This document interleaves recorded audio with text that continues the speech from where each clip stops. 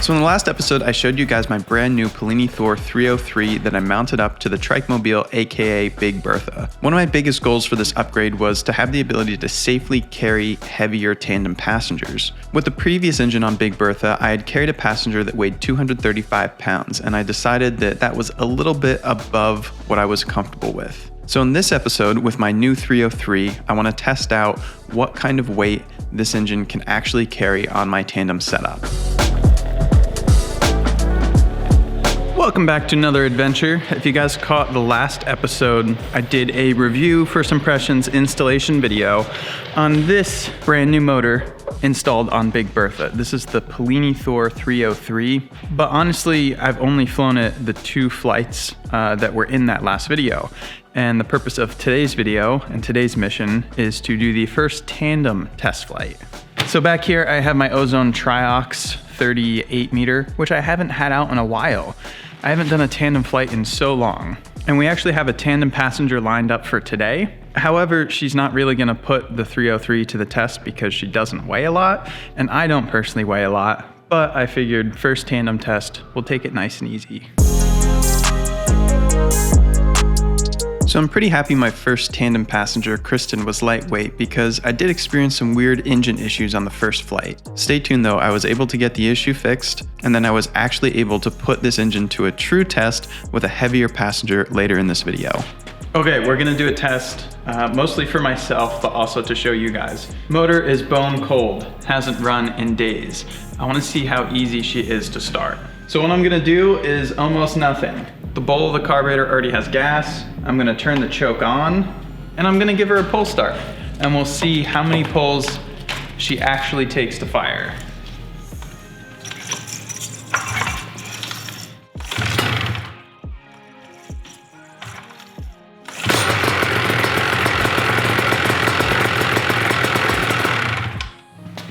Two pulls, not bad at all. You may be asking yourself, why didn't you use the electric start? Good question, let's try the electric start.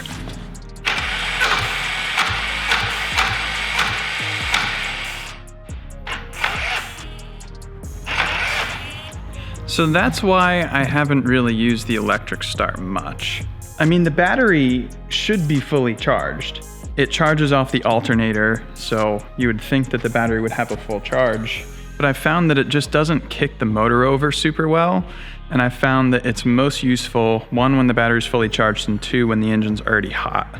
But I wish the electric start worked as well as the pull starting did from the start.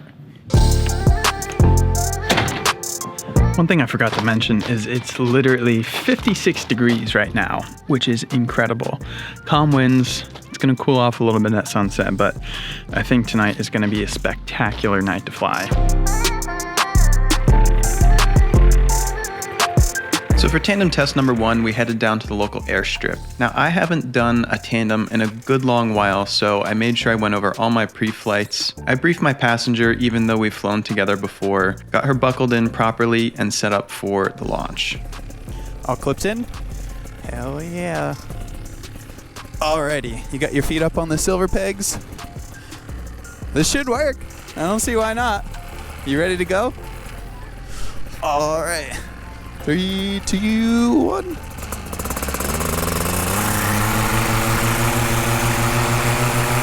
Go, go, go!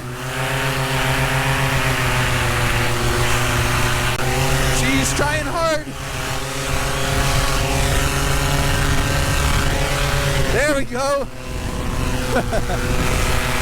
It didn't rev up to full throttle immediately, so that took a little bit of convincing. Now, as I mentioned here, I learned an important lesson. Because this engine is water-cooled, it takes a little bit longer to warm up and get to temperature. Even though I warmed up the engine, I realized I should have warmed it up longer and done some more run-ups to full power, because on this launch, the engine actually bogged quite a bit. It took a few seconds to get to full power, which made the inflation slow, combined with an uphill launch and not a lot of wind, had my wing drifting off to the right quite a bit. Luckily, I was able to save it, but in the future, now I know I really need to get the engine hot and run it up to full throttle a few times before I go for a launch. Now here's where the flight started to get interesting. At first, I thought my head was playing games with me, but sure enough, the engine had some sort of sputter at full throttle. With a tandem passenger on board, I wanted to play it safe, stay high, and close to the LZ.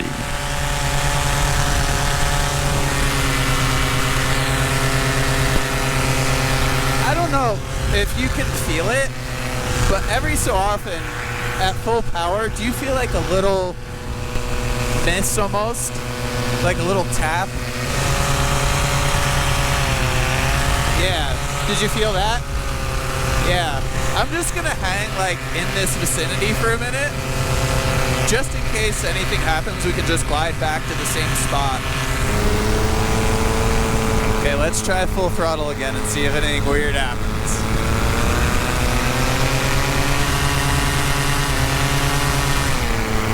Yeah, there's definitely like a very subtle, like at full throttle, it just like misses a beat every so often. I appreciate you willing to be a part of this test flight.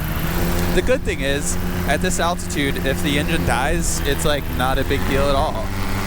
So with this subtle sputter in mind, I wanted to play it safe. We just stayed close to the LZ, did a quick touch and go, and some wingovers. I felt bad for Kristen because we were literally being test pilots at this point, but she was very understanding. She took the controls for a little while. I demonstrated a little bit of oscillation control for her. So we're gonna go right hard,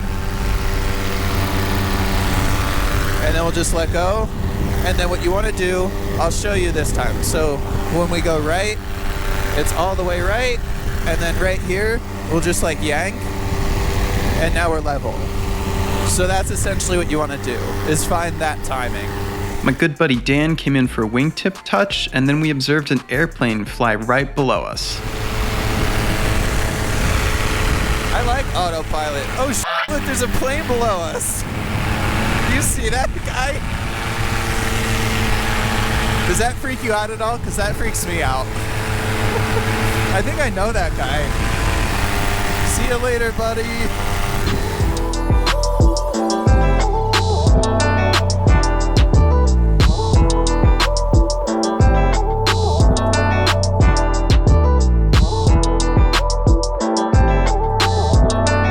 That works. We didn't die.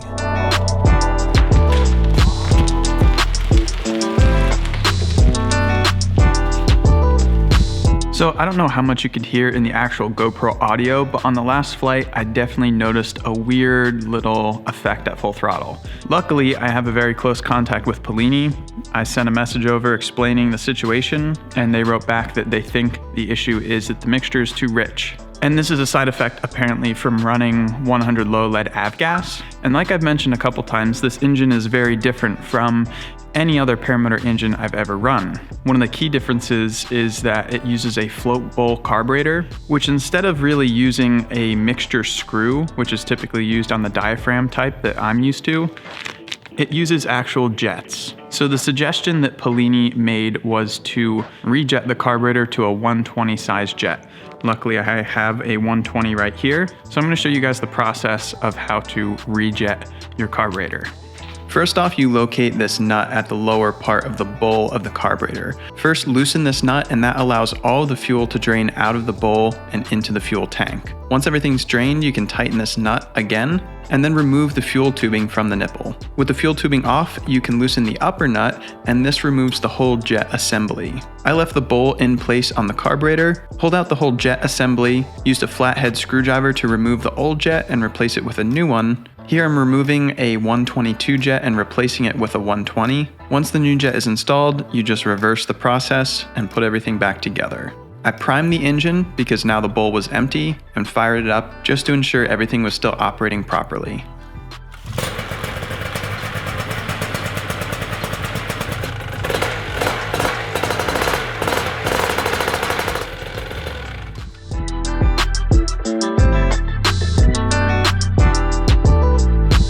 Alright, jet swap is done. That was very easy to do.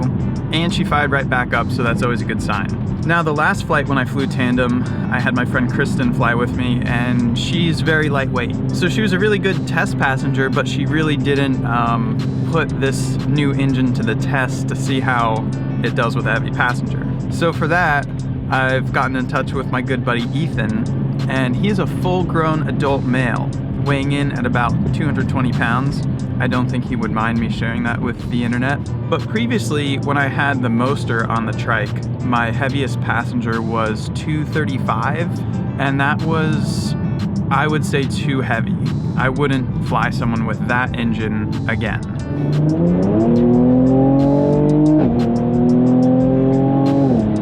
Had a good straightaway. So tonight I'm going to be flying with Ethan out of the same airstrip, which should give us plenty of room just in case our climb rate isn't as good as I hope.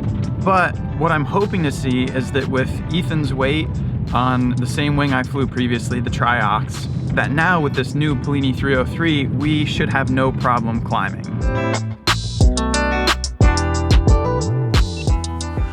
Just in case we crash and die. Is this blinking red? Yes, sir. Cool. Our E-start position, I'll leave on so we can attempt an E-start midair if anything happens. Choke is off. Clear prop. All right, I'm gonna hop in. You can grab a seat here.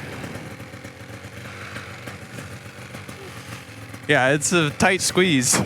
All right, you got your feet up on the pegs? Cool. All right, we're gonna hit it, and hopefully everything works perfectly. To be honest, I was a little bit nervous about this launch. In my time flying tandems, I've noticed that the passenger weight makes a huge difference on not just the handling of the wing, but the climb rate. I briefed Ethan beforehand that if we were halfway down the runway and I didn't think we were gonna make it over the tree row, I would abort and just land. Ethan, being a fixed wing pilot, understood the risks, trusted my judgment, and we went for it. Look at that climb rate. No problem. So far, so good. I'm holding full throttle and there's no weirdness. So even though this launch had a few things going for it, which was downhill and a decent headwind, I was astonished at the climb rate. We were well over the trees by the halfway point of the runway, climbing happily into the sky. Dude, I am very impressed with the climb rate at this weight. My face hurts, it's cold. What happened down there? Someone crashed? Sucks to suck. So on this flight, I was feeling a lot more confident in the engine. 0 sputters, 0 hiccups, so Ethan and I flew over the hill and into the Valley of Dreams, where dreams are made and babies are born. We did some mellow wingovers and then a quick touch and go at the park. Once again, climb rate was phenomenal. I held the engine wide open throttle until we made it over the hill. It was about 30 degrees this day. Both of us were starting to get frozen. So I gave Ethan the controls real quick, and then we came in for a landing.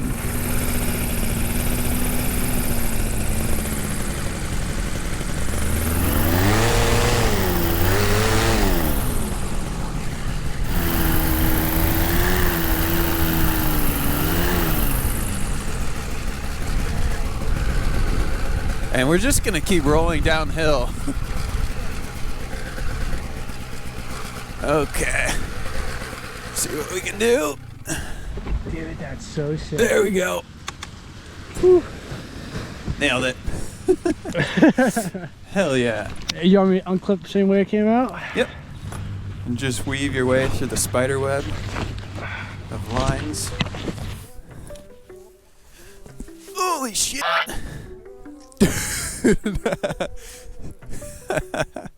Yeah, I have no feeling in my fingertips. All right, some concluding thoughts on the 303 after doing 2 tandems with it. I'm really glad that the change in jet size fixed the problem completely. I'm gonna keep an eye on that and make sure that my mixture stays right by checking the plug. But overall, I'm super impressed with the power output on the second tandem with Ethan. Now I can confidently say with a passenger at 220, I have plenty of climb rate that I feel safe and totally fine taking passengers like that regularly. Now I could go even heavier. I think the engine has enough power for that, but I think it kind of starts to get to a point where the Flash Cruiser trike is kind of small. for a bigger person to fit into the harness and squeeze through the bars could get a little difficult. And then I'm also starting to max out my hang point for a passenger of that size.